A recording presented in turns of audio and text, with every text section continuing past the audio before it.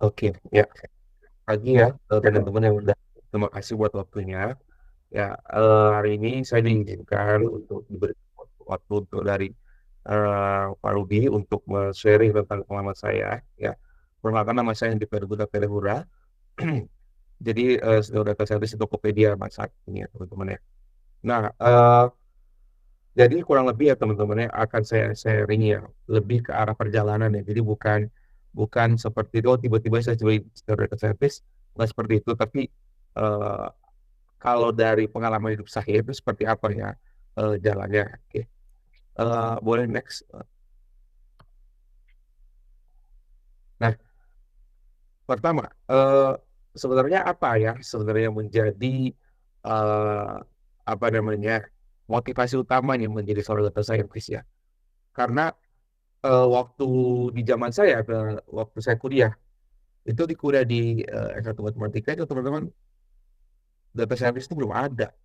Pekerjaan itu belum, namanya bukan data scientist mungkin ya, tapi namanya analis atau analis, tapi eh, big data namanya dulu yang masih tahun 2010 namanya masih big data. Jadinya dan itu masih highly highly technical gitu ya. Eh, Belum ada data science namanya. Dan dulu istilah data science itu dikoinkan sama kalau nggak salah sama waktu itu yang menjabat sebagai sekretaris sorry yang sebagai saintis dari Amerika yang membuat istilah data scientist gitu ya. Jadi ya karena big data itulah ya, jadi data ini mau dikemanain gitu ya misalnya dengan berbagai aplikasi, dengan berbagai pertukaran informasi di internet ya, jadinya data ini istilahnya menumpuk saja kayak gitu ya. Nah, kalau di zaman saya dulu motivasinya, saya nggak tahu ada data scientist, teman-teman semua ya. Yang ada dulu terkenal waktu jurusan saya adalah Quaria kalau nggak salah. Dan sebenarnya itu juga highly highly skilled juga sebenarnya dari sisi analisis, dari sisi teknis matematicality-nya gitu teman-teman ya. Eh, dan itulah yang waktu itu lagi tanda kutip ya, lagi hype-nya gitu ya, jurusan sorry ke profesi aktor ya untuk jurusan matematika. Nah, dan saya juga bukan statistikawan dulu ya. Saya juga ambilnya matematika murni. Nah, jadinya motivasinya dulu ketika saya udah bekerja kurang lebih 2 tahun gitu ya, baru muncul istilah data scientist ya, yang istilahnya dia mengolah data dengan berbagai teknik-teknik matematik dan statistik gitu ya, yang saya pikir ini tepat sekali gitu ya.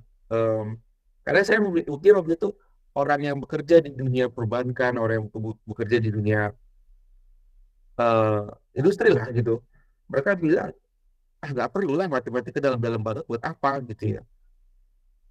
Nggak akan dipakai lah itu integral, nggak akan dipakai lah itu namanya ekspektasi statistik gitu ya, nggak dipakai lah namanya fungsi-fungsi yang belajar di matematika, konsep-konsepnya semuanya akan dikerjakan menggunakan Excel, hanya kita mengerti oh ini logaritma, ini segala macam.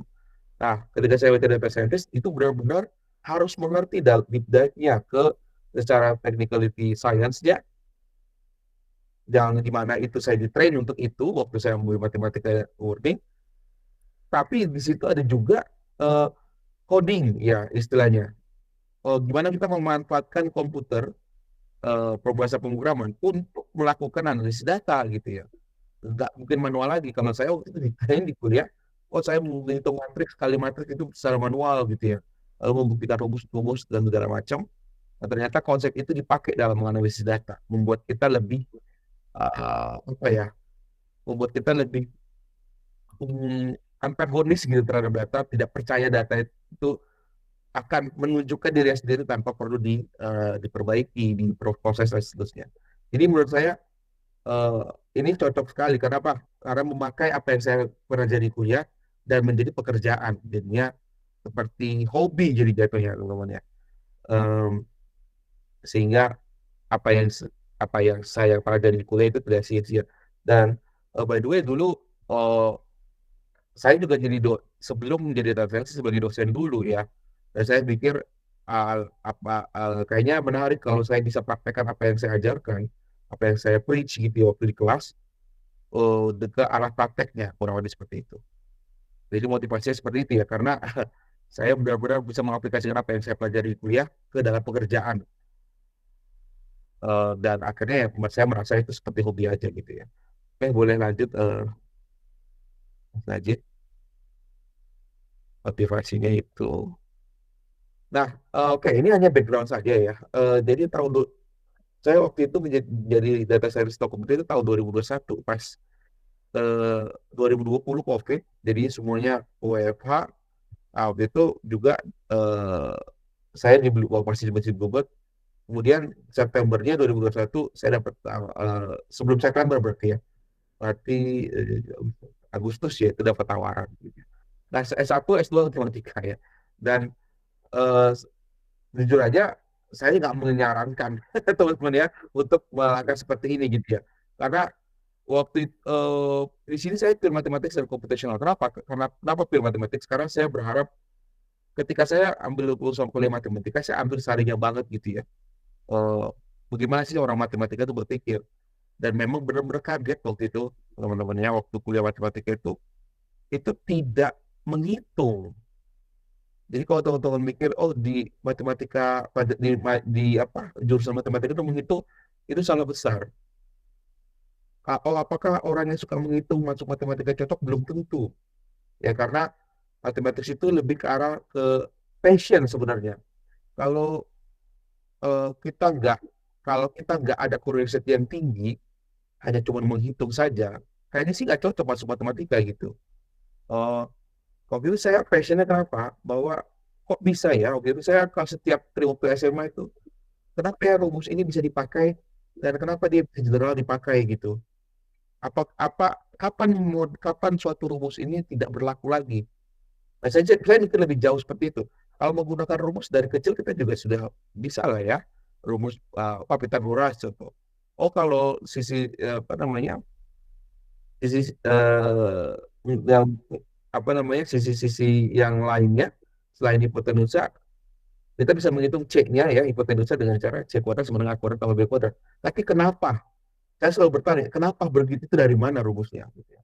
Misalnya rumus fisika gitu ya, eh apa namanya rumus percepatan. Saya sampai masih ingat tuh masa rumus jarak ya, rumus jarak yang ditempuh dengan percepatan sekian waktu fisikanya. Eh Kalau nggak salah itu P0 tambah setengah T kuadrat. Itu dari mana rumusnya? Makanya saya waktu itu tertarik untuk belajar matematika gitu ya. Dan agak ketampar sedikit kenapa? Karena memang bukan menghitung, tapi memang ini di sini saya benar waktu itu masuk matematika karena itu bisa memenuhi curiosity itu ya teman-teman. Apakah saya nilai dengan IPK bagus? Enggak, teman-teman. Karena saya sudah pasrah gitu ya. Oh, bahwa bukan matematika itu bukan hitung, tapi apakah passion kita untuk mengerti lebih dalam, melihat the bigger picture gitu ya. Jadi teori bahkan waktu itu saya pernah ambil anak kuliah analisis gitu ya, analisis real dulu namanya. Membuktikan satu tambah satu itu dua, gitu-gitu teman-teman. Jadinya uh, kita dipaksa berpikir kritis gitu ya. Bahkan salah satu dosen bilang kalau kalian mau menghitung jangan masuk matematika, masuknya ke bidang teknik gitu ya. Dan juga saya ambil komputasional kenapa? Karena saya have fun aja teman-teman ya. Saya nggak nyampe IPK 3 kok di B1, tapi saya fun gitu ya. Ya karena tapi saya mendapat esensinya komputasional itu sangat-sangat dekat dengan matematik pure ya. Kenapa? Karena dia berpikir secara algoritmik, secara rekursif, secara prosedural kayak gitu ya. Jadinya sama ketika saya melakukan pembuktian teorema-teorema. Ya. Nah, waktu itu juga akhirnya saya lulus dari S1 matematika murni, saya juga bingung mau kerja apa gitu teman-teman. Ada aktuaria, saya lamar aktuaria lah namanya juga. Tapi saya nggak pernah tertarik sebenarnya aktuaria. Tapi saya ambil mata kuliahnya, tapi saya nggak tertarik gitu ya. Nah, saya bekerja sebagai ada engineer juga di satu SE, cuman saya nggak puas aja gitu. Lalu saya mengambil pekerjaan jadi dosen dan kemudian di Gunadarma dan kebetulan sekali itu ada beasiswa ya. Lalu saya lanjut ke S2 Matematika dan di situ applied ya, applied mathematics. Karena maaf belum tadi ya, belum. Ya di situ tadi di applied mathematics itu itu saya juga sebagai dosen juga gitu. Kenapa applied? Karena saya yakin konsep matematika apapun nanti yang ada saya hadapi, saya akan bisa baca itu ya. Teman-teman tahu ya kalau kalau baca tesis-tesis matematik itu hurufnya aneh-aneh ya. Tidak ada angka yang hampir tidak ada angka yang terlibat. Hanya keputusan, kesimpulan, premis, constraint dan segala macam kayak gitu ya. Nah, eh, jadi waktu itu sebenarnya saya benci banget statistik ya teman-teman ya. Kenapa? Karena matematika murni kan ada deterministik ya. Iya dan tidak, iya dan tidak, iya dan tidak gitu ya. True atau false kayak gitu aja. Kalau salah ya salah, benar ya benar. Dulu saya nggak, sebenarnya nggak masalah dengan statistik ya maksudnya, nggak masalah dalam artian dia tuh kebanyakan lebih banyak menghitung dan banyak technicality dalam statistik yang akhirnya bukan masalah iya dan benar, tapi masalah 90% benar, gitu, 90% benar. Dan akhirnya saya terima statistik itu ketika saya mengajar sebagai statistik. Di saya pertama kali ngajar sebagai dosen tuh saya ngajar statistik dan saya akhirnya berdamai dalam artian ketika saya lihat industri nggak semuanya hal itu ideal. Eh, karena saya apa ya ada quote seperti ini teman-teman ya. Cuma satu kepastian terjadi yaitu ketidakpastian. Maka orang fisika pun menggunakan konsep probabilitas untuk kira-kira atomnya ada di mana gitu ya. Kan ada konsep ketidakpastian gitu ya.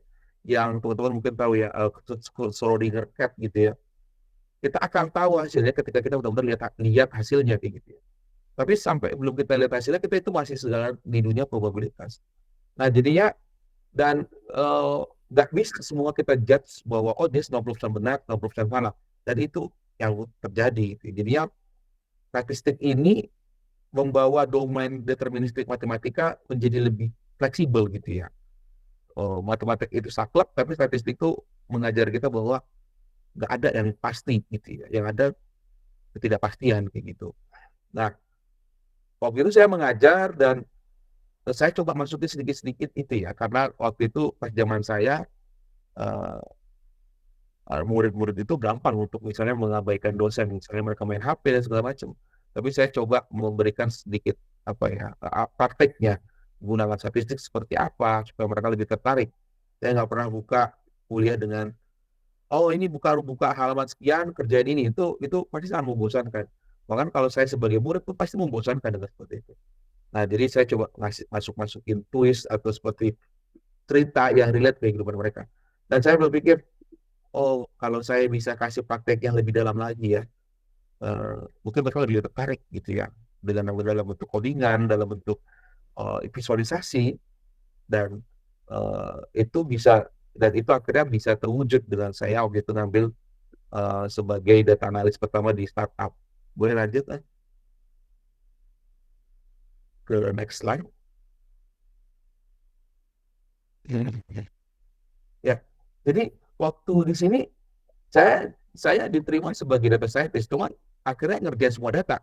Entah itu mengolah datanya, menganalisis datanya untuk diserahkan ke CEO-nya langsung, gitu karena startup namanya.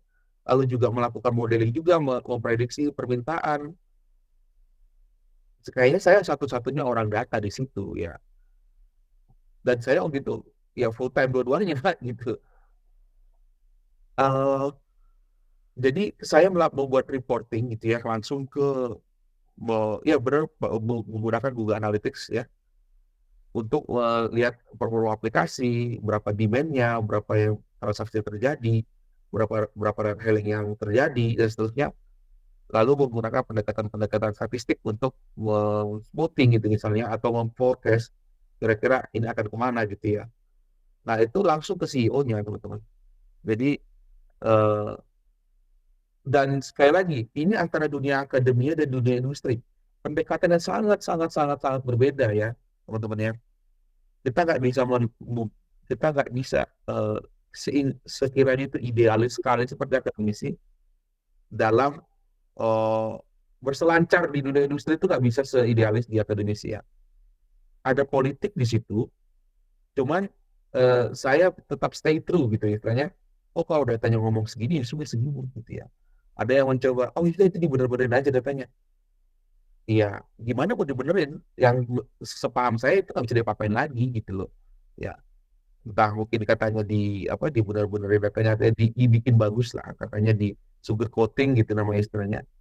Tapi saya sebagai saintis juga waktu itu dosen, kayaknya ya sudah apa adanya aja yang saya kasih gitu ya. Kalau memang lagi menurun ya menurun, kalau lagi memang naik ya naik permintaan. Dan kemudian saya nggak lama sih di sini ya, kurang lebih 6-7 bulan teman-teman ya.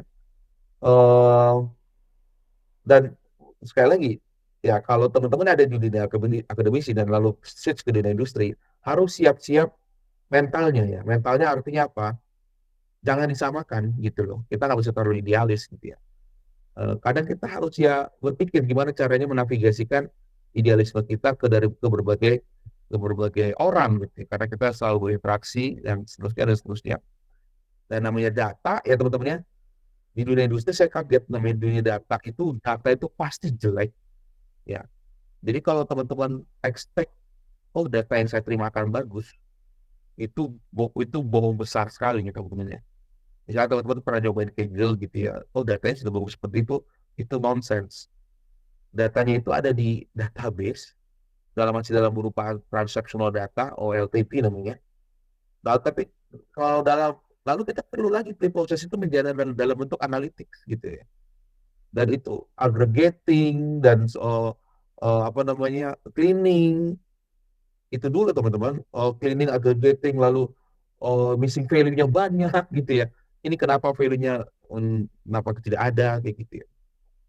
Nah jadi dari berbagai sources lagi, nggak hanya database, ada dalam bentuk Excel, lalu ada orang-orang lapangan yang memberikan data juga, harus saya kumpulkan menjadi satu analytic source gitu ya.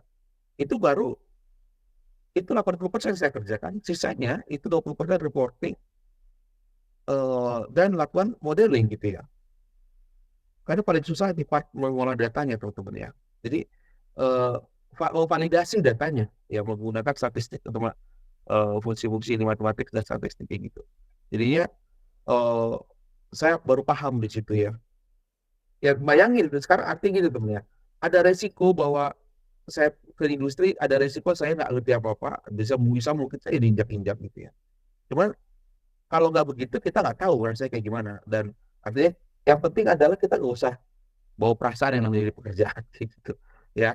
Bawa aja apa yang bisa kita berikan kayak gitu ya. Apa kata orang mah, eh, kita tahan-tahan aja biasa lah gitu kan, juga namanya cari uang namanya kalau di industri itu. Jadi yang biasa lah di dunia perpolitikan itu. Oke, lanjut boleh. Selesai dianterin teman-teman 8 bulan kalau nggak salah. Itu saya dapat tawaran itu di LinkedIn kalau nggak salah ke Bluebird ya. Boleh next slide ya. Nah, jadi bagian dari industri transportasi teman-teman ya. Jadi gini, kalau teman-teman bilang Bluebird adalah perusahaan transportasi, iya. Tapi kalau teman-teman bilang Gojek, Grab itu perusahaan transportasi, salah ya. Mereka itu perusahaan data ya. Eh, karena drivernya itu adalah mitra, bukan karyawannya Bluebird kayak gitu. Karyawannya mereka sendiri gitu ya. Makanya jadi partner yang setuju bahwa mereka akan menjadi driver untuk dalam waktu sekian gitu ya. Nah kalau ini memang kalau Bluebird itu drivernya itu memang yang dilatih menjadi karyawan resmi gitu ya. Jadi mereka seragam, ada seragamnya. Nah kalau teman-teman yang saya bisa banggakan dari Bluebird adalah teman-teman, waktu itu kalau nggak salah tim data cuma ada 5 ya. Saya ada 2 data scientist, 3 analis, sama 1 head kalau nggak salah. Jadi 6 ya. Nah, eh, yang bisa saya banggakan adalah waktu itu, kalau teman-teman buka aplikasi Bluebird sekarang, itu ada namanya fixed price. Nah, itu waktu itu yang membuat model itu adalah saya waktu itu, sama leader saya, dibantu dengan data analis ya. Bahwa itu model yang waktu itu saya terapkan, dan itu berhasil. Nah, tapi apakah tiba-tiba berhasil seperti itu? Enggak, teman-teman. Teman-teman bayangin yang selama ini taksi menggunakan Argo, yang ya udah selama berapa itu jalan, dia akan Argonya jalan. Kita coba pitching ke beberapa driver taksi, Pak, Pak mohon maaf, kita mau cobain fitur fixed price. Setuju nggak dia? Udah pasti enggak, teman-teman. Untuk merayu dia mencobakan dulu aja itu susah, gitu ya. Lalu saya meyakinkan dengan beberapa pitch ya, pitch untuk ke mereka bahwa setelah kita melakukan analisa Bapak Ibu ya, eee, kepada Bapak Ibu driver gitu, eee, kalau kita melakukan ini secara jangka panjang, hasilnya akan kurang lebih tinggi sedikit daripada kalau menggunakan Argo. Pertama dari pertimbangan, eee, user tamu kalau Bluebird bilangnya kalau namanya user tamu ya. Tamu akan jadi lebih banyak gitu ya, dan itu akan mengkompensasi dari, Argo, kekurangan dari fixed price yang kurang akibat yang kurang daripada Argo ya. Argo kan berapa jalan gitu ya. Lakukan analisis gitu ya. Saya lakukan analisis gimana cara kerja Argo, ada namanya drop. Jadi kalau teman-teman ada lihat taksi ya, kapan dia naik turunnya itu saya pelajari, lalu saya lakukan modelan gitu ya. Wah itu saya pertama ngambil datanya dulu teman-teman ya. Kayak lagi dulu itu baru awal-awal Bluebird transformasi digital. Saya bagian dalam yang saya bangga bisa bilang seperti itu. Oh, saya ngambil datanya dan datanya itu ada setiap pool, setiap pangkalan namanya itu punya database masing-masing. Kita harus sama data analis, data engineer harus satukan dulu datanya dari berbagai ke cloud gitu ya. Lalu kita saring lagi datanya ya. Lalu kita bisa dapatkan datanya gitu ya. Baru kita bisa berjawab bahwa kalau dalam jangka panjang kalau kita pakai fixed price itu lebih lebih baik ya dalam berbagai asumsi pastinya.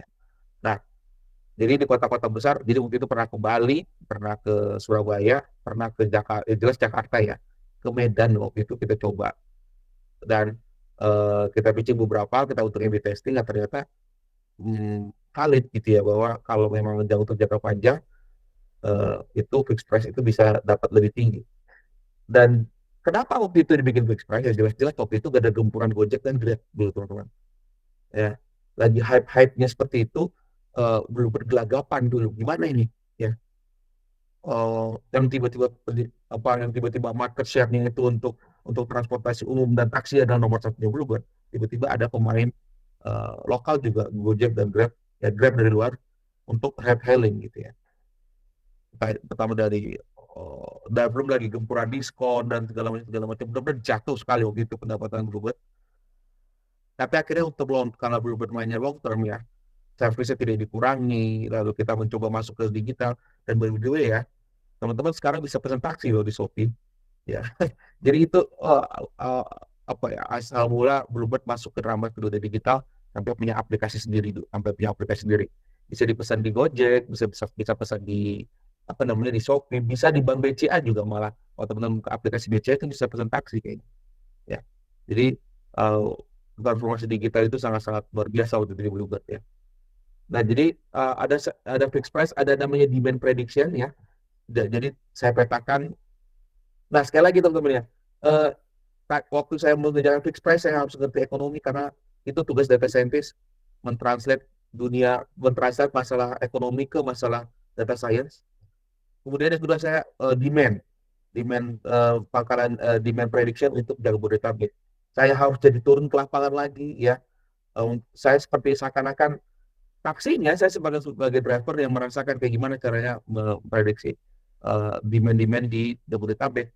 Kenapa kita harus prediksi demand supaya efektivitas dari driver, sehingga misalnya dari dia ngantar kamu dari A ke B supaya kembali ke A, misalnya A itu dekat rumah dia, ya dia pakai dari B, uh, misalnya dia B lalu ke C dulu mungkin yang ke arah A lalu ke D lagi baru ke A kayak gitu.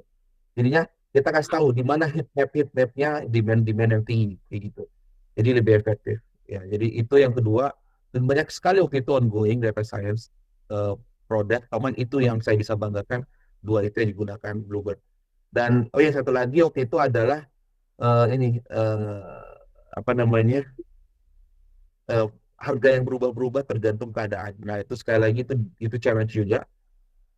Waktu jam permintaan tinggi di mana ya, eh, kita kapan harus naikin harga fixed price-nya, karena kalau Argo kan harganya ya sudah, mau hujan mau badai pokoknya sampai rumah seargonya bilang seperti itu ya seperti itu. Tapi kalau apa namanya harga yang berubah, apa price yang berubah-ubah tergantung keadaan, itu baru beda lagi pendekatannya. Apakah menggunakan machine learning? Iya, tapi ditambah dengan beberapa logika logika apa namanya, ditambah logika ensemble, bukan ensemble, sorry, untuk memisahkan kapan hujan, kapan permintaan tinggi, kapan hari-hari permintaan tinggi dan seterusnya. Ditambah di situ logika sederhana di situ. Nah, itu juga itu berdasarkan parameter berdasarkan data-data. Nah, jadi di sini kurang lebih 2 tahun 9 bulan saya, ya nggak lama dari itu saya dapat tawaran dari Tokopedia ya untuk menjadi senior data scientist di sana gitu teman-teman ya. Oh, dan notes-nya adalah bahwa tahun 2017 waktu saya lulus S2, saya pernah lamar Tokopedia teman-teman. Ya karena kelihatannya ini perusahaan company keren banget dan saya sebagai penggunanya pastinya oh kalau saya kerja di sini keren juga ya gitu loh mati. Tapi kalau biasanya hal yang tergantung gara-gara keren, gara-gara hype, biasanya itu enggak apa ya teman-teman, enggak sesuai yang kita inginkan gitu loh. Saya gagal wawancaranya. Kenapa teman-teman ya? Kenapa? Saya codingnya jelek sekali. Ya. Walaupun obviously pasti saya menggunakan R, tapi cara ngoding akademis itu sangat-sangat payah. Ya. Saya sebagai saintis, apakah tersinggung? Iya, tapi apa? Terima gitu bahwa memang semua akademis itu ngodingnya payah, hampir semuanya. Karena mereka bukan programmer, mereka mengaplikasikan teori-teori matematika dan statistik dalam bentuk codingan. Dan tugas mereka bukan mengoptimasi codingan itu, tapi yang penting hasilnya keluar, muncul kayak gitu ya, sesuai dengan teori yang mereka ajukan. Nah, jadi codingannya itu sangat-sangat parah, sangat kacau gitu ya. Walaupun itu jadi, ya, istilah pasang tambal saja codingannya. Dan waktu itu di tes codingan, saya hancur, teman-teman. Ya. Dan itu di situ membuat saya mikir, emang data scientist itu nggak bisa coding gitu ya. Bahkan sekarang di tesis-tesis dan sekarang atau di skripsi sekarang harus bisa coding gitu ya. Entah itu untuk mendemokan konsepnya atau menunjukkan hasil skripsinya gitu ya. Saya lulusan matematika murni dulu. Waktu saya applied mathematics juga di S2, itu datanya data mikroarray gen. Jadi bisa nggak dari hasil analisis gen seseorang itu bisa diprediksi dia masuk kanker apa gitu ya. Nah, sekali lagi itu nggak gampang ya teman-teman ya. Di training 2 tahun baru saya ada 2 paper kalau nggak saya yang sudah publish dan itu masih payah codingan saya, bayangin teman-teman ya. Jadi bukan proses yang singkat gitu ya. Oh, dan kenapa saya tidak menyerah? Karena Pak, karena eh, akan sangat berguna kalau saya bisa apa yang saya pikirkan dari teori matematika dan konsep statistik itu saya tuangkan dalam bentuk kode ya, codingan Python type R dan akhirnya bisa dipakai gitu. Itu sangat-sangat impactful istilahnya. Ya teman-teman. Jadi um, apa ya? Sangat-sangat uh, berfaedah lah gitu kurang lebih. Akhirnya ketika setelah itu saya dalam hati berjanji harus bisa coding gitu ya. Apakah saya ambil bootcamp untuk coding. Jadi jadi bukan saya mau apa namanya mau mengarahkan kemana pun, tapi intinya adalah kalau teman-teman lemahnya di situ, teman-teman harus patch-nya di situ, tambahnya di situ. Kalau saya untuk teori konsep mungkin saya bisa lah, saya bisa berani bilang saya mengerti lah kayak gitu ya. Tapi kalau untuk menuangkan dalam bentuk codingan, saya payah waktu itu. Nah, saya tambahnya di situ. Jadi nggak usah banyak berpikir, oh saya lemahnya di situ. Ya sudah saya perbaiki di situ gitu ya. Kemudian apa namanya? Kalau teman-teman lemahnya di matematika, ya pelajarin matematika. Kita nggak usah banyak berpikir gitu. Karena kesemuanya saling melengkapi gitu ya. Data science itu apa kayak ada eh, apa namanya 3 diagram plan itu ya. Eh, eh, Ngerti computer science, ngerti matematika statistik, dan satunya adalah domain expert. Nah, jadi sebenarnya data science itu sebenarnya sudah ada dari zaman dulu, cuman bukan data science. Kalau orang geologi, kalau data geologis, ya dia analis geologis gitu ya, bukan data scientist dulu namanya. Nah, tapi kadang-kadang saya di perusahaan taksi, data saya data-data ini teman-teman, data-data geopath gitu loh, untuk memprediksi berapa permintaan di bandara, berapa permintaan di titik longitud sekian, untuk menghitung jarak, kita nggak bisa menghitung jarak pakai Euclidean di map di apa ya di bumi kita pakai yang Harvard Distance. Itu tahu dari mana? Ya karena kita harus deep dive ke datanya. Data di e-commerce ya, misalnya data penjualan. Ya ada data scientistnya sendiri gitu. Namanya ya bisnis analis gitu ya. Jadi data science itu gambaran general orang-orang yang mengolah data dengan berbagai caranya kayak gitu. Mereka intinya adalah data science itu adalah disiplin membuat data itu menjadi berguna. Nah, datanya di berbagai domain, ya, ada data bahasa, data teks, linguistik, ada data geografik, dan seterusnya, dan seterusnya. Oke, jadi saya sekarang kita next step ke Snow Data Scientist Tokopedia. Boleh next ya? Nah, Snow Data Scientist teman-teman ya, marketing intelligence. Saya nggak pernah nyangka teman-teman ya, saya harus belajar ekonomi dan marketing. Kalau teman-teman istilahnya marketing itu kayak negatif banget gitu ya. Marketing itu kayak cuman mau ngerjain kita gitu loh. Dengan berbagai gimmick dan berbagai apapun gitu ya. Makanya saya nggak pernah tertarik dulu marketing.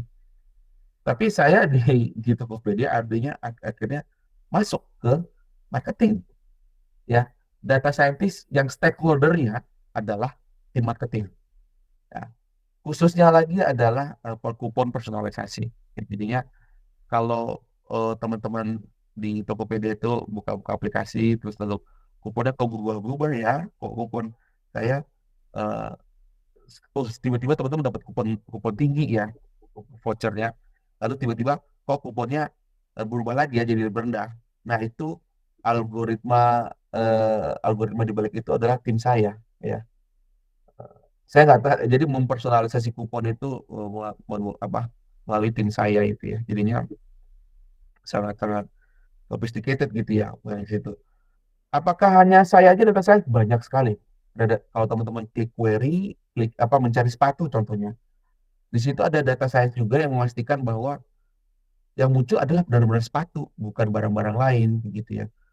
Lalu kalau aplikasi Handy sama aplikasi misalnya Aulia ya buka sama-sama buka Tokopedia gitu ya. Saya cari sepatu, sama-sama cari sepatu, hasilnya bisa beda. Beda artinya sama-sama sepatu yang muncul tapi barangnya yang muncul tuh rankingnya beda gitu. Artinya yang muncul pertama di saya itu sepatu X, yang muncul di Aulia itu mungkin sepatu A gitu ya. Itu tergantung apa personalisasi juga ya.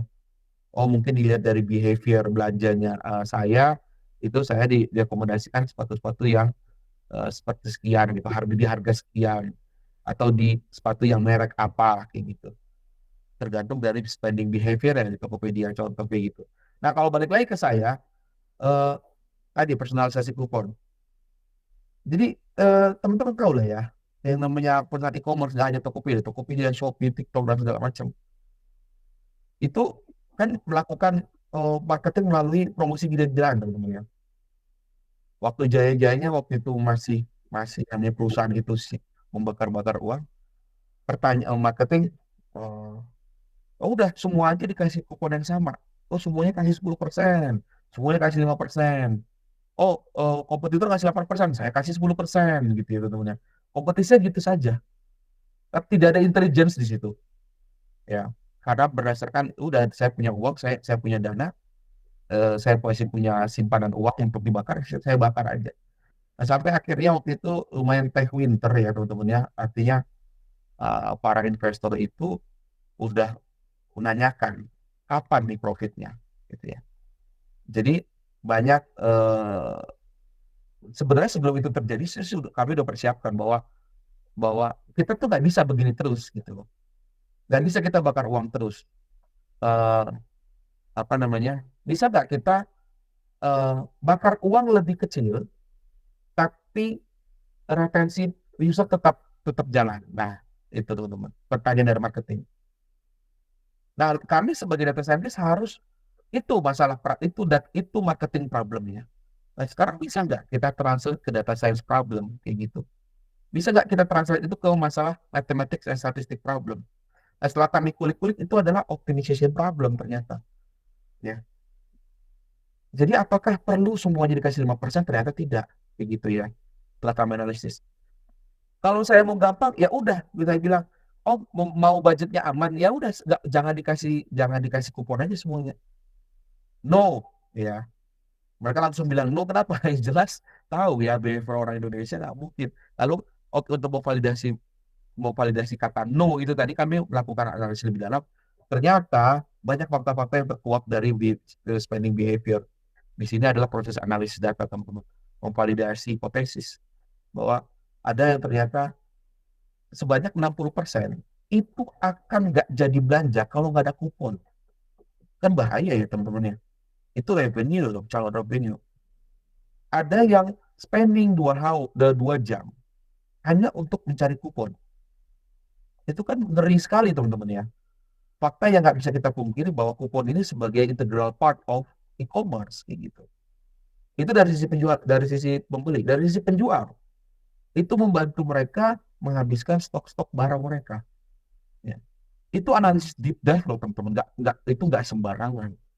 Jadinya kalau kita tidak mengerti statistik, habis teman-teman nggak akan ngerti apa-apa di situ. Oh, teman-teman bisa query data, oke. Tapi apa yang bisa teman-teman simpulkan dari data itu? Contoh. Ya. Kesimpulan apa? Ya, kesimpulan untuk mencapai kesimpulan itu kamu harus tahu namanya statistical inference, sama statistical descriptive. Karena tim bisnis nggak peduli teman-teman mau pakai metode apa, yang mereka pedulikan adalah uang. Apa namanya? Kesimpulan ini bisa menghemat uang kita nggak? Kesimpulan ini bisa menaikkan revenue kita nggak? Kesimpulan ini bisa membuat kita lebih profit nggak? Itu bahasa mereka, ya. Jadi saya harus bisa mengerti mengerti bahasa marketing.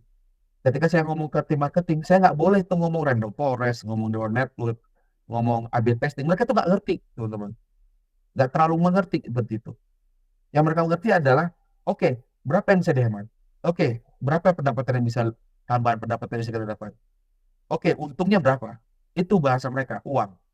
Kalau bahasa kita kan akurasi, F1 score, precision, recall, dan segala macam. Bisa nggak kita translate itu ke bahasa marketing, ke bahasa mereka, ya. Jadi apa itu ROI, ya, return on investment, ada lagi ROMI namanya, return on marketing investment, per 1 rupiah berapa yang bisa kita generate gitu. Apa namanya, 1 rupiah yang kita bisa bakar itu menghasilkan berapa berapa rupiah untuk revenue-nya. Jadi misalnya 12 rupiah, 13 rupiah, 14 rupiah gitu ya. Dan lalu karena apa hasil A/B testing ini valid nggak? Ya, kalau kita pakai personalized coupon pakai metode A, eh, dengan status quo sekarang, apakah lebih baik? Nah, kayak gitu. Nah, kembali lagi ke personalized coupon, saya misalnya sama Mas Ruby, sama Mas Lutfir misalnya, kayak gitu. Itu beda preferensinya. Mungkin kalau saya sebagai pengguna Tokopedia setia, nggak ada kupon pun saya belanja aja, karena misalnya ya saya tetap bayar listrik, saya tetap bayar air, saya tetap beli misalnya perlengkapan bayar tisu, eh, saya tetap beli misalnya contoh sepatu, nggak ada kupon ya saya tetap beli gitu loh, teman-teman. Ya karena mungkin saya nggak terlalu peduli kupon. Tapi ada orang yang nggak ada kupon, nggak beli gitu, teman-teman. Itu namanya persuadable. Nah itu kok apa namanya? Kalau di matematika namanya ada namanya apa apa ya? Ada yang sin apa namanya yang pembagian antara sin konstan dan apa ya namanya itu saya lupa namanya, eh ordinan apa, yang ada bagian segmen-segmennya bahwa itu bisa saya tunjukkan nanti kalau teman-teman mau. Segmen orang yang berbelanja di e-commerce kayak gitu ya. Ada namanya persuadables, ada namanya lost cause. Artinya apa? Teman-teman mau kasih kupon kayak teman-teman nggak kasih kupon sama aja, nggak ada gunanya kita kasih kupon ke dia, ya. Ada yang persuadable, artinya kalau ada kupon didorong kupon sedikit baru dia belanja. Nah, ada yang namanya sleeping dogs, dan dikasih kupon malah marah. Nah, itu biasanya orang-orang yang spending behavior-nya tinggi gitu ya. Dan yang pernah ada yang beli Ferrari di Tokopedia, now you know, teman-teman ya, FYI ya, ada yang pernah beli Ferrari di Tokopedia, itu data itu saya buang, bukannya outlier ya, tapi memang ada. Dan kalau orang-orang seperti dikasih kupon malah jatuhnya annoyed mereka, ya. Mereka nggak butuh kupon, mereka butuh pelayanan yang lebih baik gitu. Nah, terus kalau orang-orang yang harus ditarik untuk belanja menggunakan kupon, apakah semuanya harus sama? Ya, oh ternyata kalau Hendy butuh 2% juga belanja kok gitu ya. Ada yang dikasih 5% baru belanja, ada yang dikasih harus 6% baru belanja, ada yang ternyata dikasih 3% cukup untuk bisa dia buat dia belanja kayak gitu. Nah, setiap orang beda-beda. Nah, gimana caranya mengetahui orang seperti itu? Manual, kita lakukan orang ini kita labelin dia kasih kupon segini, orang ini kasih segini. Apa kita manual? Tidak, teman-teman. Ada berapa ratus orang kita hire untuk melabelin seperti itu. Nah, makanya di sini data science masuk. Bisa nggak kita mengautomasi decision decision itu? Jadinya sedikit menyentuh decision intelligence kayak gitu ya. How to automate decision intelligence. Nah, jadi kita pasti generate beberapa model, lalu kita model tersebut akan dikungkung di wrap dalam suatu Python function, Python package. Bahkan kita develop uh, package sendiri, Python package sendiri untuk digunakan internal untuk automate decision itu. Ya, jadi kita mau uh, jadi apa yang kita cek, misal spending behavior menggunakan GoPay, spending behavior ini hari kemarin belanja apa enggak, 2 hari kemarin belanja apa enggak, 3 hari kemarin belanja apa enggak, ada enggak yang ada enggak ada enggak barang yang di cart yang masih tersisa gitu ya. Terus apakah cara belanja seperti apa, dia menggunakan GoPay, Dana, OVO atau apapun itu, kita masukkan dalam sebagai eh, behavior untuk belanja. Dia menggunakan apa namanya, menggunakan crypto account atau segala macam itu ada ya teman-teman ya. Nah jadinya dari data, nah, makanya data is power di sini teman-teman ya. Nah, perusahaan yang punya data dia yang berkuasa gitu. Dan bagaimana dia mengutilize datanya itu yang membuat dia bisa compete, bisa survive. Kita harus compete. Ya, jadi kompetisi itu bagus, tapi itu sangat-sangat fierce banget kalau di kita. Itu problem buat kita. Teman, ya sekali lagi kompetisi itu yang membuat konsumen jadi oh ya udah saya kalau kan kita pasti nih kalau konsumen Indonesia ada ada lebih murah di sebelah ya ke sebelah aja gampang ya, kita harus maintain yang namanya kupon itu ya. Dan itu jadi problem dan itu menjadi challenge ya. Akhirnya bisa data scientist di challenge bisa nggak men-solve problem seperti itu ya. Dan itu jadi gunanya data science ya teman-teman ya, mengotomasi decision intelligence salah satunya.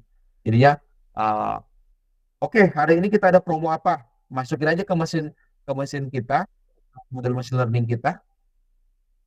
Nanti dia akan setiap orang yang ada di Tokopedia akan tawarin kupon berapa kayak gitu ya. Lalu akan kita monitoring ya. ROI-nya berapa, ROI-nya berapa, profit-nya berapa, revenue-nya berapa, yang dihemat berapa dan seterusnya. Kita akan pantau terus. Apakah data scientist setelah model selesai berhenti? Tidak, ya teman-teman ya. Jelas tidak. Tadi menurut performa. Lalu kita pikir bisa nggak kita improve dari yang sekarang? Itu dari moto Tokopedia teman-teman ya. Start apa namanya? Mulai dulu aja gitu ya istilahnya. Uh, make it happen dulu ya. Kita punya dulu pendekatan sederhananya. Lalu kita make it happen, make it better. Nah, kita buat itu lebih baik lagi. Ya gimana? Oh, jangan-jangan ada fitur baru yang bisa kita tambahkan untuk memberikan insight lebih dalam kepada model. Oh, bisa kita pakai model yang lebih lebih baik lagi. Tadinya misalnya linear regression, sekarang misalnya pakai apa namanya, random forest atau XGBoost gitu ya. Atau gimana cara mentuning modelnya secara otomatis pakai Optuna. Lalu gimana pendekatan, ada nggak pendekatan lain? Oh, kita pendekatan causal inference, pendekatan sebab akibat gitu ya. Jadi kita bisa ukur nih, misalnya saya Hendy, kalau dikasih 3% kupon, ya misalnya Hendy pada dasarnya punya punya probabilitas beli misalnya 0,5 gitu ya. Kalau dikasih puncak 3% menjadi berapa? 0,5 berapa? 0,51, 52. Kalau dikasih 4% jadi berapa? Kalau dikasih 10% jadi 0,7. Nah, itu kita ada modelnya. Kalau dikasih 1%, bisa malah jadi 0,3, 0,4. Malah dikasih kupon yang kecil malah nggak jadi. Kenapa? Karena ya nol aja gitu. Padahal kalau nggak dikasih dia tetap belanja gitu ya. Tapi kalau dikasih yang kecil malah nol, malah berkurang. Jadi 0,4. Ya itu decision intelligence ya teman-teman ya. Itu apa namanya marketing intelligence yang kita set model supaya membuat itu. Dan itu sangat-sangat oh, dan itu sekali lagi data science itu tim sport ya teman-teman ya. Tim sport artinya saya nggak bisa kerja sendiri, ya. Pertama saya harus ngambil data tapi sebagai senior data scientist harus bisa membuat project itu sendiri, ya. Jadi saya nge-lead satu project aja gitu ya, satu project fokus ke situ. Dari pengambilan datanya, membuat modelnya, men-tuning datanya, memonitoring modelnya secara mandiri, ngomong ke stakeholder, eh, membuat laporan reportnya gitu ya, memperbaiki modelnya, improve modelnya itu mandiri, ya. Jadi tanpa minimum supervise dari supervisor saya, dari leader saya, atau bahkan saya menginisiasi menginisiasi project baru, misalnya, oh kita bisa pakai reinforcement learning contohnya kayak gitu untuk mengotomasi lebih jauh lagi, lalu nanti di testing, lalu ketemu apakah ini lebih baik atau tidak, ya. Jadi ke dalam prosesnya make it happen dulu, teman-teman. Start dan simple dulu, jangan tiba-tiba tembak langsung pakai neural network, ngapain kayak gitu, ya. Tujuan kita hanya melawan melawan eh, status quo. Jadi kayak sehari-hari ini kita hanya melawan diri sendiri aja. Oh, saya lebih baik dari yang kemarin, saya lebih baik dari yang kemarin. Sama halnya dengan model ini. Oh, saya linear regression, bisa nggak linear regression ini ngalahin yang status quo sekarang, yang semuanya dikasih yang sama. Oh, ternyata bisa, ya sudah, linear regression dulu gitu ya. Oh, dari linear regression saya coba linear regression yang ditambahkan dengan lasso regression atau dengan regularisasi. Oh, kalau lebih baik ya sudah, itu dulu gitu. Nggak mau tuh saya jauh-jauh ngomong, oh kita langsung pakai neural network, ngapain gitu ya. Itu kan kita kan mau deliver lebih cepat, iterasi lebih cepat, mendapatkan profit lebih cepat, mendapatkan peningkatan yang lebih cepat. Jadinya kalau teman-teman langsung ke neural network kan sulit gitu ya. Dari sisi sources kita buang-buang GPU, belum lagi trainingnya lama, belum lagi banyak hal yang perlu dituning, ya. Codingannya juga agak kompleks. Intinya start dari sini. Oh, dari situ random forest. Udah random forest misalnya apa, gradient boosting. Oh, dari gradient boosting apa, cat boost. Dari cat boost apa lagi misalnya, oh Poisson forest. Saya mau apa namanya, model seperti dulu deep learning itu cocoknya untuk data yang unstructured, teman-teman, seperti vision, text, audio, ya, dan seperti itu. Kalau datanya masih table-table juga, nggak usah pakai deep learning menurut saya, ya teman-teman, ya. Jadi uh, itu berangkat dari pengalaman saya. Gitu. Deliver lebih cepat, gitu ya, mengiterasi lebih cepat, dan dalam perjalanannya kita dapat insight sehingga kita bisa lebih baik, lebih baik, lebih baik, lebih baik, lebih baik, gitu. Oke, nah itu ya sebagai senior data scientist, teman-teman, ya. Jadi mandiri, eh, bisa bikin model, ngambil ngambil data dari SQL, ngambil data dari database harus bisa. Lalu sedikit data engineering saya harus bisa airflow sedikit supaya saya nanti oke, ini airflow-nya ya, ini apa namanya caranya ya, dari ngambil data sampai modelingnya sampai apa namanya yang menginference datanya gitu, menginference modelnya nanti. Oke, begitu ya. Jadi setiap hari akan lakukan. Jadi kupon saya hari ini, besok beda lagi. Nah, itu akan diorkestrasi menggunakan Airflow. Yang pasti saya belajar lagi dari data engineer gimana caranya. Jelas, jelas itu bukan bukan main job saya, tapi main job saya adalah data modeling dan analisis ya, teman-teman, ya.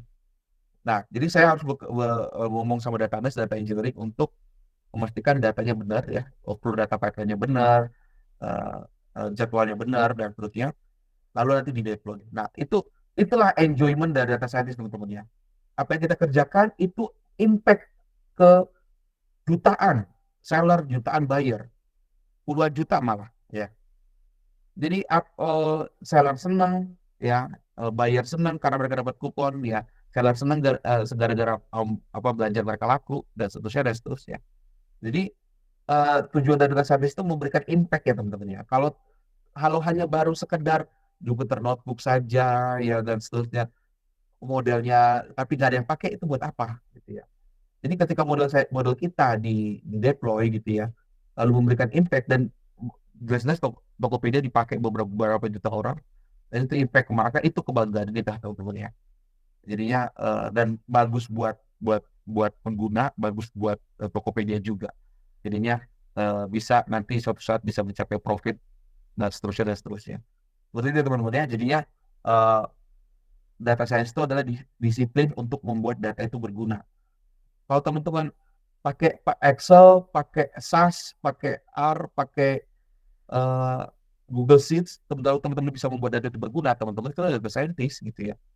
Jadi data science itu bukan tools-nya, tapi konsep apa yang kita gunakan supaya data itu berguna. Ya. Pertama berguna dulu aja gitu. Kadang-kadang misalnya pertanyaan dari marketing itu sebenarnya simple, tapi mereka nggak bingung mau menyusun kata-katanya kadang-kadang. Lalu kita bantu mereka menyusun pertanyaan itu, lalu kita punya pertanyaan yang apa namanya layak untuk dijawab. Karena nggak semua pertanyaan itu bagus. Ya. Jadi kalau statistician gunanya untuk mengambilkan kesimpulan, ya. Kalau data analis bukan mencari kesimpulan, teman-teman, mencari pertanyaan yang baik, ya. Dan by the way itu dilakukan juga dengan data scientist, ya. Oh, jadi data scientist itu kayak harus bisa kurang lebih bisa semuanya gitu ya. Dan harus bisa dan dipaksa harus bisa gitu ya. Makanya data science itu pekerjaan yang apa ya teman-teman ya. Ini kalau bisa dibilang mahal, iya mahal gitu ya karena nggak sembarangan. Oke. Oh, impactful sekali karena ketika model tersebut dideploy pasti langsung kena ke customer. Membuat modelnya itu nggak bisa sembarangan, harus ada keahlian domainnya apa matematik dan statistik. Dan harus bisa beradaptasi dengan di mana dia bekerja. Stakeholdernya siapa? Tim bisnis, tim marketing, ya, tim search misalnya. Kalau di Tokopedia itu ada ya. Itu semuanya bisnis. Tim bisnis itu ada marketing, ada search, ada ranking, ada computer vision problem, ada rekomendasi dan segala macam. Jadinya eh, ketika saya waktu pertama kali join Tokopedia itu saya saya ngobrol ke calon calon leader saya pertama kali itu adalah computer vision. Nah, nggak lama dia itu resign. Saya ditaruh ke apa namanya ke marketing intelligence.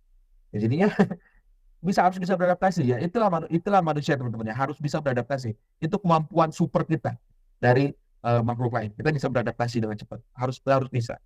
Misalnya kalau apa ya?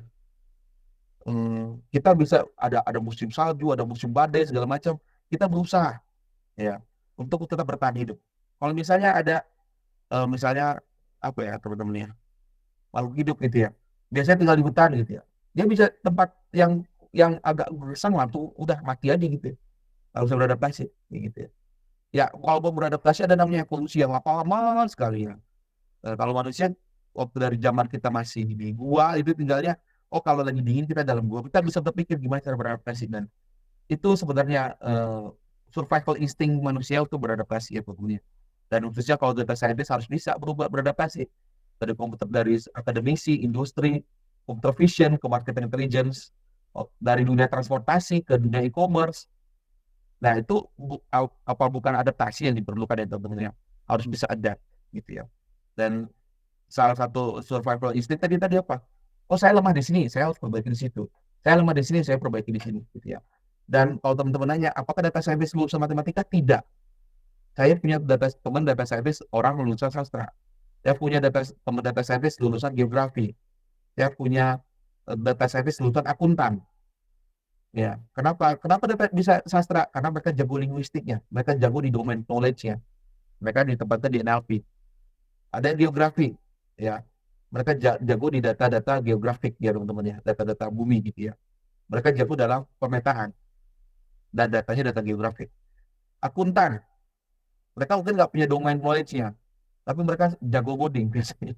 Jadi ketika coding mereka sangat teliti. Jadi kadang ada teman saya, kalau saya coding kadang-kadang saya coba apa namanya saya push ke GitHub, lalu coba tolong lihatin ini dong ada yang salah nggak? Saya suruh ya maksudnya kalau ada teman kita seperti itu ya kenapa tidak dimanfaatkan gitu ya. Terus tapi kalau dia mau nanya tentang statistik dan matematik dia jam deep dive konsep dia nanya ke saya. Ya saling membutuhkan aja gitu teman-teman ya. Pokoknya kalau model saya apa error kalau saya ketemu error, hmm, dia mungkin nggak tahu errornya kenapa, tapi dia lihat codingannya, oh itu ada kurang ini gitu. Ya teman-teman tahu ya, akuntan itu teliti orangnya, teliti sekali ngeliat orangnya. Jadi ya kenapa tidak gitu ya. Nah, jadi data science itu juga tim sport gitu teman. Saya nggak bisa kerja sendiri juga karena waktu saya join pasti sudah ada yang mereka kerjakan. Saya harus tanya. Bahkan walaupun saya status saya senior, saya bahkan kejar-kejar tuh tim juniornya. Kemarin ini gimana sih? Ini kemarin gimana sih? Kemarin gimana sih? Kayak lagi itu survival instinct aja teman-teman ya untuk beradaptasi. Oke, jadi di Tokopedia itu waduh saya mulai ngoding lumayan bisa saya bilang tuh di Bluebird. Lalu itu ditambah lagi ke bisnis insting saya itu masuk ke Tokopedia jadi sangat-sangat kuat. Oke, ada lagi nextnya nggak, Mas Ruby? Mas Najib ya, ini ya, PPT-nya. Oke, ya jadi teman-teman ya, eh saya bingung ngomongnya ya teman-teman ya. Kalau kayaknya kalau di Instagram feed kita, di Facebook feed kita, di TikTok feed kayaknya the easiest way to be here gitu ya. Cara cepat mendapatkan sekian. Aduh, gimana saya ngomongnya teman-teman ya? Passive income itu nggak ada, passive income itu nggak ada teman-teman ya. Oh, oh, nggak ada gitu. Walaupun memang kita punya eh, misalnya punya rumah untuk dikontrakan gitu ya. Emang kita pasif enggak kan? Kita harus maintain. Sama juga dengan karir kita harus maintain juga gitu ya. Jadi tadi sekali lagi apa eh, fire utamanya gitu ya? Apa api utama ketika teman-teman mau mencapai sesuatu kayak gitu ya? Kalau saya curiosity sih, ya penasaran banget orangnya. Saya kadang-kadang kalau sudah penasaran nggak peduli itu apa ini sekitar saya kejar gitu ya. Ini gimana sih maksudnya apa ya caranya? Gimana caranya ya? Saya lihat itu drive saya kalau melihat review saja. Dan nanti sukses itu eh, orang lihat sukses itu kayak beruntung, padahal enggak teman-teman. Jadi sukses itu datang apakah saya sukses? Ya nggak tahu lah teman-teman. Definisinya apa sih sukses? Ya beda-beda lah. Cuman sukses itu datang sama orang yang sudah siap aja gitu ya. Mungkin saya berpikir saya belum sukses sekarang, tapi saya berpikir ketika saya ready, saya dengan keadaan sekarang bisa punya kemampuan seperti ini, itu ya apa, pernah di dunia e-commerce, pernah di dunia transportasi, pernah di dunia pendidikan. Saya yakin ketika ada kesempatan datang, saya masuk gitu. Jadi kita kayak ketika keretanya datang, kita udah siap. Nggak lagi, oh mau ke kamar mandi dulu, oh mau ke makan dulu, oh mau mau mandi dulu, atau oh mau kita udah siap depan kereta, kita udah siap untuk masuk kereta gitu. Jadi kalau bilang cara instan begini ya udah saya skip gitu namanya. Ya kita nggak bisa kadang-kadang nggak bisa lepas dari sosial media, tapi harus tahu yang mana difilter. Jadi pengetahuan ini saya bersyukur sekali waktu itu saya jurusan matematika itu pilihan ketiga loh teman-teman ya. Pertama saya suka apa ya, teknik elektro gitu ya karena dulu ayah saya teknik elektro. Farmasi bodohnya tak kenapa saya ambil farmasi. Yang ketiga matematika teman-teman. Ya, masuknya matematika dan saya bersyukur masuk ke pilihan ketiga tersebut ya. Jadi eh ternyata nggak kebetulan saya masuk matematika dan sekarang mungkin di posisi teman-teman nggak bukan kebetulan teman-teman di posisi yang sekarang kayak gitu ya. Yang ada kita harus nambah nambah skill. Istilah kalau di game itu teman-teman ya, kalau di game itu kan dari level ke level kita bersiap dengan senjata yang baru, dengan peralatan yang baru, dengan armor yang baru, dengan helm yang baru, sehingga ketika kita ketemu musuh yang lebih tinggi lagi kita siap gitu loh. Karena apa? Karena musuh yang lebih tinggi itu akan menghasilkan nanti apa? Harga yang lebih besar, eh, apa namanya, emas yang lebih besar, ada ilmu yang bisa kita dapat ketika mengalahkan monster tersebut. Misalnya kalau monster tersebut kita gagal kalahkan, kita dapat pelajaran. Oh, mata itu kayaknya ya caranya saya salah deh. Oh, caranya harus begini. Nah, kalau teman-teman mikir, apakah saya pernah salah? Pernah, teman-teman. Saya dekat banget waktu itu pernah salah. Gara-gara ketendoran saya, pernah waktu itu pernah waktu itu 7 juta pengguna Tokopedia nggak dapat kupon gara-gara teledor dalam sharing data. Ya. Data yang saya sharing itu error. Apa tidak penuh. Jadi sehingga 7 juta pengguna Tokopedia tidak dapat kupon. Itu saya deg-degan banget teman-teman ya. Tapi sekali lagi kita harus tetap terbuka bahwa memang salah ya salah. Untungnya open minded ya. Oke, sekarang kita udah pernah melakukan kesalahan seperti itu. Sekarang gimana caranya supaya kesalahan itu tidak pernah terjadi lagi? Oh, dilakukan mitigasi misalnya codingannya dikasih semacam constraint. Oh, kalau nggak begini, kalau tidak memenuhi ini, maka akan fail gitu. Ya, jadinya dimitigasi dengan beberapa wall gitu ya, sehingga tidak lagi terjadi kesalahan seperti itu. Apakah ke depan ada kesalahan lagi? Pastinya kesalahan. Nah, kesalahan itu yang membuat kita lebih kuat ya. Sama tadi kalau kita mau naik level harus melawan bos yang lebih tinggi lagi ya teman-teman ya. Kalau gagal berarti kita harus cari cara, itu pelajaran, kita cari cara lagi untuk mengalahkannya. Jadi seperti itu teman-teman ya. Eh, apakah saya sukses sekarang? Belum lah teman-teman, biasa aja ya. Eh, yang penting saya siapkan aja mental, siapkan armor lebih bagus, senjata lebih bagus, persiapan lebih bagus, perlengkapan lebih bagus. Nanti ada saatnya kereta itu datang, saya siap naik kayak gitu. Moga-moga seperti itu ya. Saya juga berharap teman-teman seperti itu ya, ya harus beradaptasi ya, jangan jangan jangan mengeluh terus, kerjakan apa yang teman-teman bisa kerjakan saat ini, dan kalau ada kesempatan ya, jadi apakah teman-teman mau data scientist harus menjadi langsung data scientist? Enggak, saya melalui data analisis dulu teman-teman ya, di kuliahan waktu saya kuliah, sama waktu pertama kali startup saya data analis dulu, pokoknya ada berhubungan dengan data teman-teman bisa masuk ya. Nah dari situ teman-teman bisa jadi data scientist kayak gitu ya. Gitu aja teman-teman dari saya. Apakah ada PPT, ada slide selanjutnya? Silakan. Sudah selesai ya mas Fajri? Oke, ada yang ditanyakan nggak teman-teman? Silakan. Sorry, 15 menit ya teman-teman ya.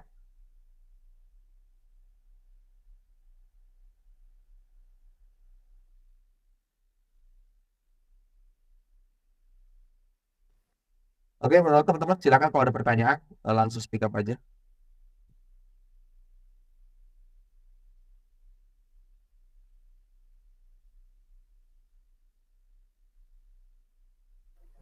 Saya balikin ke Mas Najib ya. Oh ya, baik Mas Hendy. Baik, terima kasih kepada Mas Hendy dan Gus Hateriura atas banyak sekali materi, banyak sekali pelajaran pengalaman yang dibagikan. Bagi teman-teman yang ingin bertanya, silahkan eh, ya 15 menit ada waktu yang bisa kita gunakan untuk sesi tanya jawab. Sebelum masuk ke sesi selanjutnya, ada pengumuman yang ingin kami sampaikan.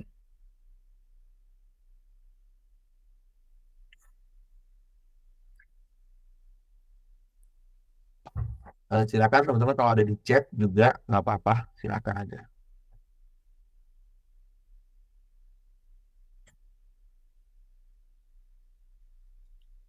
Kalau saya sendiri boleh tanya ada Mas ke Mas Hendy? Boleh, boleh, boleh Mas. Iya. Baik, Mas, sebenarnya titik balik dari Mas Hendy itu kan dari tadi akademik, dari dosen, kemudian tiba-tiba kok berpindah ke engineer ke data scientist itu alasan utamanya itu sebenarnya apa, gitu. Kalau saya Oke. melihat sebenarnya kan mungkin di akademik juga suatu hal yang menjanjikan untuk Hmm. sebagai karir ke depan mungkin sampai masa depan. Oke, ya, pertanyaan bagus nih. Iya. Ya, Eh, Jadi gini teman-teman ya, Em, saya sebagai dosen waktu itu, jujur aja itu eh, gajinya nggak terlalu gede, ya. Sekali lagi ya, itu ekonomik motif juga, ya. Saya mikir kalau saya dalam keadaan seperti ini terus ya, gimana saya next step up ya, gimana ke next next stage-nya. Misalnya saya mau punya berkeinginan misalnya menikah atau berkeinginan untuk punya rumah, berkeinginan untuk misalnya misalnya melakukan hal yang saya inginkan, itu kayaknya nggak memungkinkan gitu ya. Jadinya waktu itu saya mikir ke dunia industri ya. Dan itu nggak, itu sulit ya teman-teman, dunia industri, dan belum kadang-kadang dunia industri itu juga eh, kadang-kadang apa bersebelah mata sama akademisi ya, karena saya cuma tahu teori doang dan basically itu yang kebanyakan ininya. Nah, tapi ditambah itu, ditambah dengan tadi motif ekonomi, kemudian motif ini ya, saya suka pemrograman. Walaupun saya payah di pemrograman tapi saya suka, walaupun saya waktu itu di matematika IPK saya nggak tinggi tapi saya suka gitu ya. Jadi eh, jadi saya suka dunia ini engineering, walaupun saya nggak adanya di dunia engineering. Tapi saya mau lagi berimprove di dunia engineering, seperti misalnya computer science ya. Saya sangat fascinate sama computer science. Nah, sekarang data science itu menjadi salah satu part of computer science. Nah, tadi saya bilang kan saya di awal tuh ambil murni sama sama komputasi. Nah, karena dua-dua itu ada di data science, jadinya saya ambil kayak gitu ya. Jadi ya saya akan kayaknya kalau saya berkecimpung di dunia data science itu, keinginan saya, oh apa, impian itu adalah dream job saya kayak gitu. Dream job artinya apa? Hobi yang apa ya? Hobi yang dibayar kayak gitu. teman-teman sedang melakukan itu dan teman-teman dibayar. Itu dream job seperti itu teman-teman ya, kalau menurut saya. Nah, karena tadi motif ekonomi dan kemudian eh, dari sisi em, keahlian data science itu merupakan dream job menurut saya yang tadi saya bilang, makanya saya berani banget, berani nekat lah kira-kira ambil ke dunia data science. Karena kebanyakan di dunia akademis itu sukanya, oke mereka melakukan penelitian, bagus paper dan seterusnya, tapi less of practical things gitu ya menurut saya ya. Jadi saya juga mau apa yang saya kerjakan, konsep-konsep teori yang saya pelajari itu berguna. Jadinya semua itu ada di data science, di ilmu data. Jadi dia matematika teori pakai, pemrograman dari komputasi kepake juga. Jadi saya bisa belajar juga. Dan yang saya kaget tadi ya domain bisnis tadi ya, bahwa data science itu bisa nempel di mana-mana. Sama hal juga dengan matematika sebenarnya. Matematika itu nempel di mana-mana. Di ekonomi, di fisika, di kimia, di biologi, ya, di computer science, eh, nempel semua sama matematika. Bahkan di psikologi. Saya pernah ngajar anak psikologi waktu itu, mereka ngaku sebenarnya mereka masuk psikologi untuk menghindari matematika. Karena nggak bisa.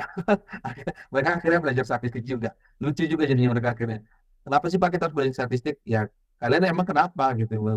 Mau menghindari dari matematika ya nggak bisa kan gitu ya. Jadi ya udah terima aja ya gitu.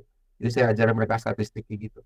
Nah jadi dan apakah saya suka seluruh dari matematika? Enggak. Saya bilang saya suka nggak terlalu suka matematik. Nggak terlalu suka statistik. Tapi akhirnya ya berdamai. Ya berdamai bahwa saya perlu ngerti statistik itu lebih dalam lagi karena saya mengajar statistik waktu di Gunadarma. Nah, jadinya eh, semua hal itu menjadi kombinasi ya akhirnya titik baliknya ya di situ tadi ya masalah motif ekonomi dan motif dream job bahwa itu data science adalah mungkin tempatnya kayak gitu ya. Bisa computer science belajar di situ. Saya sangat suka algoritma dan apa data struktur. Saya sangat suka seperti itu. Saya sampai sekarang masih belajar gimana cara mengoptimasi codingan supaya lebih cepat karena kritikal kecepatan algoritma itu. Ketika mau di retrieve hasilnya dan lama, itu akan menjadi uh, jet lag aplikasinya jadinya lebih lambat. Aplikasi lambat, impact-nya kemana? Ke user experience. User experience jelek, akhirnya apa namanya? Akhirnya tidak dapat revenue dan seterusnya dan seterusnya. Jadinya sangat impactful. Ya kayak gitu ya.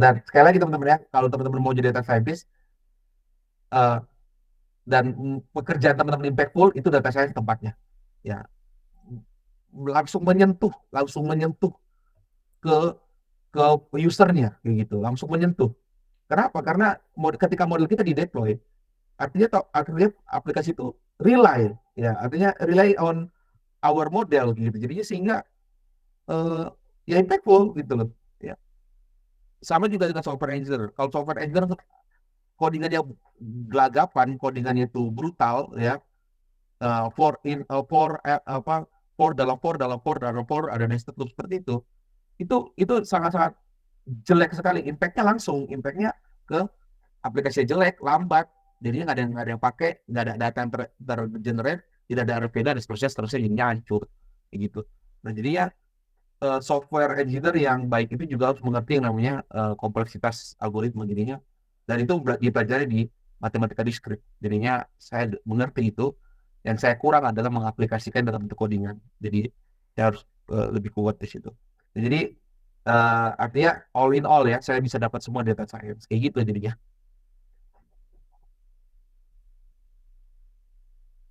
Ya, baik. Terima kasih Mas Hendy.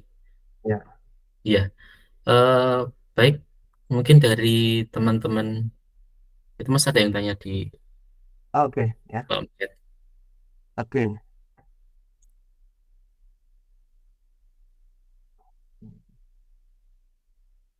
nah eh, portofolio itu jadi gini memang paling cara apa namanya yang sederhana adalah membuat portofolio dari data-data yang menggunakan casual. Nah, tapi jadi pastikan ketika teman-teman menggunakan apa melakukan analisis itu jangan jangan langsung tiba-tiba teman-teman training model, bukan itu yang dicari ya teman-teman.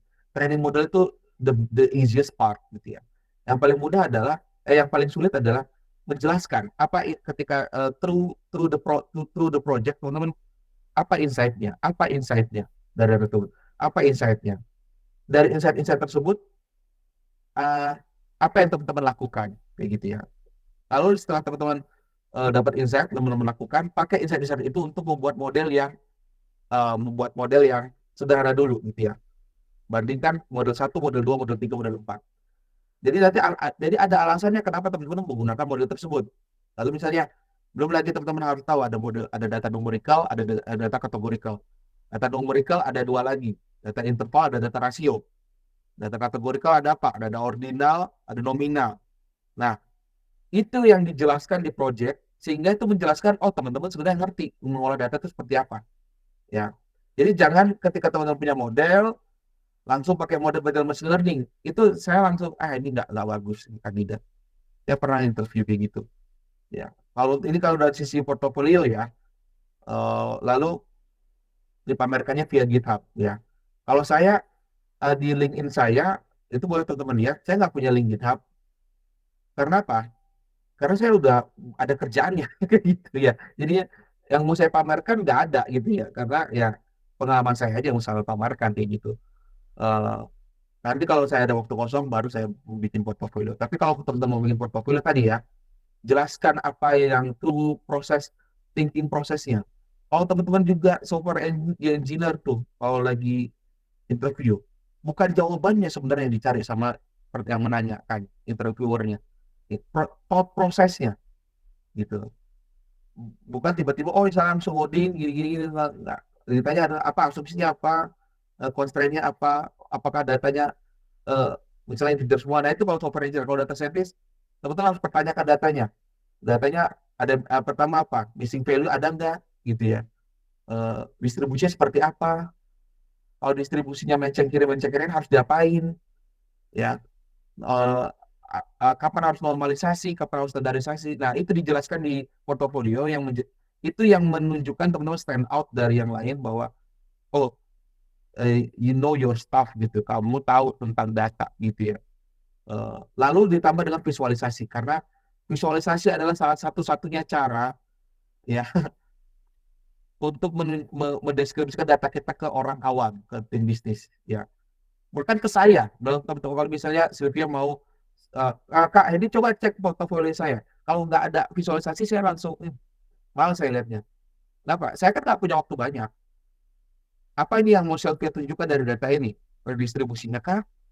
Apa apa kesimpulan-kesimpulan kah? Apa yang mau cepat bisa nggak saya cepat dapat quick insight dari yang Sylvia udah kerjakan? Quick insight walaupun untuk mendapat itu nggak quick juga. Nah, kayak itu disitulah yang dites sama interviewernya kayak gitu, ya. Karena sekali lagi ya, data science itu adalah disiplin untuk membuat data itu berguna. Kalau tanpa model bisa berguna, nggak usah modeling gitu malah menurut saya. Saya udah paling gede di level, oh ini nggak perlu machine learning kok. Ini if else juga bisa, gitu teman-teman ya. Semakin saya sering udah berlama lama di data science, saya mikir nggak semuanya itu perlu di modeling gitu. Eh, Bahkan dari coba bikin di sana, bikin machine learning model yang bisa memprediksi ini misalnya. Oh ternyata saya bisa lihat ada satu fitur, ada satu kolom yang oh kalau begini maka dia satu gitu, maka kalau begini dia makan nol. Nggak usah pakai machine learning, nggak apa-apa. Kalau sudah cukup itu bisa mengatakan bahwa itu bisa memprediksi dengan 80% contoh. Ya. Nanti kalau mau lebih lebih kompleks lagi, mau lebih akurasi tinggi ya baru kita naikin kompleksitasnya, kayak gitu. Karena di data science itu ada namanya bias variance threshold. Kita ma- kita mengorbankan kok menaikkan kompleksitas, artinya komputasi tinggi, lebih ribet untuk mendapatkan akurasi yang lebih tinggi, atau kita mengorbankan akurasi kecil sedikit untuk mengurangi kompleksitas, artinya pakai model yang sederhana, explainable, dan tidak black box kayak gitu. Jadi kayak gitu ya yang saya bisa anjurkan. Apapun datanya itu sebenarnya oke. Yang penting through the project, tunjukkan visualisasi, tunjukkan insight, tunjukkan thought prosesnya dan sampai teman-teman akhirnya modeling, lalu lalu evaluasi modelnya ada ya pakai classification report, lalu teman-teman kesimpulannya apa gitu. Jadi begitu ya teman-teman ya, end to end gitu ya. Ya gitu ya, moga-moga menjawab ya Sylvia. Oke ya, sama-sama. Baik, mungkin satu penanya terakhir karena waktu. Saya Oh ya, kami ucapkan terima kasih kepada Mbak Sylvia atas pertanyaannya. Mungkin ada teman-teman yang lain, ada yang ingin ditanyakan. ya, siapa lagi? eh Mungkin ada capek namanya CPC. Ada Andi, kalau dia silahkan kalau ada pertanyaannya. Oh ya, boleh connect ke LinkedIn saya ya teman-temannya, eh, ditambah di message-nya ini tadi yang ikut seminar webinar gitu ya. LinkedIn saya boleh saya share ya sebentar ini, biar kita bisa saling connect ya. Full. Hmm, oh ya, itu linkin saya teman-teman ya. Nanti kalau kalau lebih jelasnya itu ini linknya bisa saya kasih. Oke, teman-teman, kalau nggak ada pertanyaan lagi ya, terima kasih buat buat waktunya. Eh semoga semoga apa teman-teman yang terinspirasi untuk menjadi data science, keep working ya, keep going. Dan ada kalau ada kesempatan masuk di data, masuk aja dulu, entah itu data entry, entah data apapun.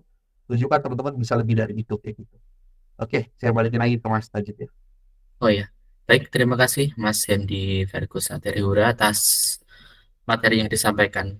Semoga menjadi insight yang baru dan menjadi satu pelajaran yang dapat diambil bagi teman-teman yang ingin masuk ke dunia data scientist. Kemudian untuk selanjutnya ada sedikit dari kami bagi teman-teman yang ingin belajar lebih lanjut tentang data science, tapi mungkin bingung mulai dari mana atau ingin menambah skill yang sudah masuk sebagai data scientist. Teman-teman bisa ikut data scientist kelas kami yang akan dibimbing langsung oleh Mas Hendy Verkus Aterihura. Di sini kita ada dua part kelas. Part satu akan kita mulai dari awal, dari pengenalan sampai basic-basic yang harus dikuasai sebagai seorang data scientist. Kemudian ada lanjut part 2-nya yaitu untuk advance-nya, untuk tingkatan lebih lanjutnya. Untuk materi selengkapnya atau informasi selengkapnya tentang online kelas kami, teman-teman bisa cek juga di website kami yang sudah kami kirimkan melalui kolom chat, baik dari part satu maupun part 2. Nah, semoga menjadi apa ya, sebagai tahapan-tahapan yang teman-teman bisa ikuti untuk menjadi seorang data scientist, baik dari basic maupun sampai nanti ke tingkatan lebih lanjut. Baik, mungkin itu saja dari kami. Oh ya, saya sebagai MC, eh, mohon maaf apabila ada kekurangan dan ada sedikit mungkin dari tadi keterlambatan atau mungkin dari hal-hal yang kurang pas dari kami, mohon maaf. Baik, terima kasih teman-teman. Semoga bisa melanjutkan hari-harinya dengan lebih baik. Sekian dari saya. Assalamualaikum warahmatullahi wabarakatuh. Wah, makasih teman-teman, makasih Mas Najib, makasih teman-teman semua. Terima kasih Mas Hendy. Terima kasih teman-teman sekalian.